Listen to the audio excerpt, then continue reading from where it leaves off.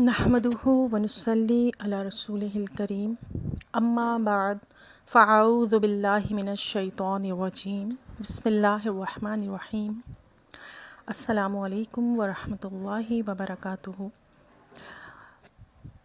آج سے الحمدللہ رمضان شریف کورس جو ہے وہ کروایا جا رہا ہے، جس میں آپ روزے کے مسائل، تراویح کے مسائل اور اعتکاف کے مسائل بھی سیکھیں گے انشاءاللہ عز و جل۔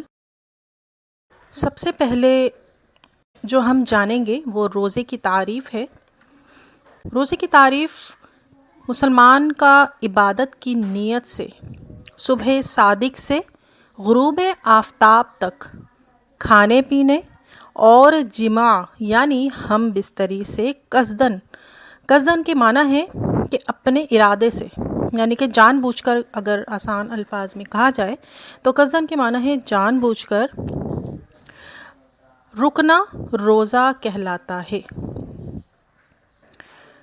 روزے کی تعریف میں جو قیودات لگائی گئی ہیں، اس لیے کہ کافر پر شریعت یعنی شرعی اعتبار سے روزہ فرض نہیں ہے۔ یہ ایک ضمناً بات ہے جو یاد رکھنے کی ہے کہ اعمال عقائد کے بعد ہی قابل قبول ہوتے ہیں۔ اعمال عقائد کے بعد، نیک اعمال سے یا مراد نیک اعمال ہے، یعنی کہ اگر آپ کے عقائد درست نہیں ہوں گے تو آپ کے نیک اعمال بھی قابل قبول نہیں ہوں گے۔ تو جب تک کافر ایمان قبول نہیں کرتا تب تک اس کے کسی بھی عمل کا کوئی فائدہ نہیں ہے، اور اللہ کے نزدیک اس کا کوئی بھی عمل قابل قبول نہیں ہوگا۔ مسلمان کو نیک عمل کرنے کا بدلہ دونوں جہان میں ملے گا، جبکہ کافر کو فقط دنیا میں ہی مل سکتا ہے۔ آپ نے دیکھا ہوگا کافر نیک عمل کر رہے ہیں تو یہ ہم اپنے لیے جنت میں جگہ بنا رہے ہیں۔ تو جیسے کوئی روزہ رکھ لیتا ہے مسلمانوں کی دیکھ ہم دیکھ، اور کوئی کسی مسلمان کو حج کروا دیتا ہے اپنے پیسوں سے، یا کوئی بھی ایکس وائی زیڈ نیک عمل کرتا ہے، تو اس کے جو بدلہ ہے وہ اللہ عز و جل اس کو دنیا میں ہی دے دے گا۔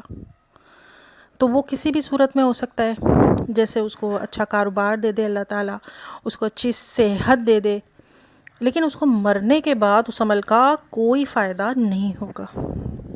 لیکن مسلمان کو تو دنیا میں بھی اس کا فائدہ ملے گا، اور آخرت میں بھی اس نیک عمل کا فائدہ ملے گا۔ مسلمان کی بات کیا ہے؟ نیت۔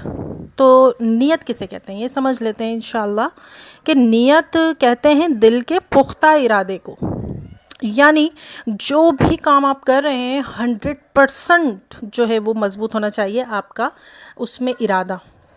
جیسے اگر کوئی اس عمل کے بارے میں پوچھے تو آپ بغیر سوچے سمجھے فوراً سے آپ جواب دے دیں تو اسے مضبوط ارادہ کہتے ہیں۔ جیسے نماز وغیرہ کا ارادہ ہے اور صبح سحری میں اٹھنا، تو اگر کسی نے روزے کی نیت نہ کی ہو تو وہ نیت کے قائم مقام ہو جائے گا آپ کا سحری میں اٹھنا۔ الفاظ کی ادائیگی ہی نہیں ہوئی تو ہمارا روزہ کیسے ہوگا؟ تو الفاظ کی جو ادائیگی ہے وہ الفاظ نیت نہیں ہے، وہ آپ کے جو عربی میں آپ کلمات ادا کرتے ہیں دعا کی صورت میں یا کوئی بھی نیت کی صورت میں، وہ صرف مستحب ہیں، آپ کو ثواب ضرور ملے گا، کیونکہ نیت ابھی ہم نے تعریف پڑھی کہ دل کے پختہ ارادے کا نام ہے، تو اس کے بغیر یعنی وہ الفاظ ادا کیے بغیر بھی آپ روزہ شروع کر سکتے ہیں اور آپ کا روزہ شروع ہو جائے گا۔ تیسری قید اس میں جو ہے روزے کی، صبح صادق۔ اب صبح صادق کسے کہتے ہیں؟ صادق معنی سچا۔ رات کے وقت ایک مشرق سے مغرب تک ایک سفید لکیر آتی ہے، یعنی صبح ہونے سے کچھ دیر پہلے ایک مشرق سے مغرب تک ایک سفید لکیر آتی ہے، کچھ دیر کے لیے ہوتی ہے وہ، پھر اس کے بعد دوبارہ سے اندھیرا ہو جاتا ہے، تو اسے صبح کاذب کہا جاتا ہے، یعنی جھوٹی صبح۔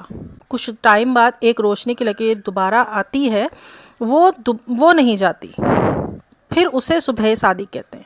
یعنی کہ پہلی لکیر جو نمودار ہوتی ہے وہ چلی جاتی ہے، اس سے دیکھ کر لگتا ہے کہ صبح ہونے والی ہے، لیکن وہ چلی جاتی ہے، اس لیے صبح کاذب اسے کہتے ہیں۔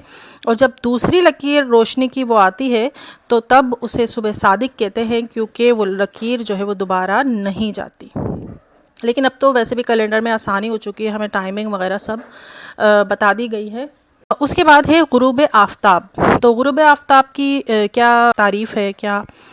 تو غروب آفتاب سے پہلے کھا لیا تو روزہ ٹوٹ جائے گا، اس کی قضا کرنی ہوگی۔ اس کے بعد ایک کھانا پینا اور جمع۔ اگر جان بوجھ کر کوئی ان میں سے کوئی بھی عمل کر لے، یعنی کھا لے یا پی لیا یا جمع کر لیا، تو اس کا روزہ فاسد ہو جائے گا۔ لیکن اگر بھول سے کر لیا یا کھا لیا پی لیا بھول سے ہوا تو پھر روزہ نہیں ٹوٹے گا۔ تو الحمدللہ آج ہم نے روزے کی تعریف اور اس کی وضاحت سمجھی ہے کہ آج جو ہم نے سیکھا ہے الحمدللہ آپ لوگوں کے بھی سمجھ آ گیا ہوگا۔ دعاؤں میں یاد رکھیے گا۔ السلام علیکم ورحمۃ اللہ وبرکاتہ۔ اللہ حافظ۔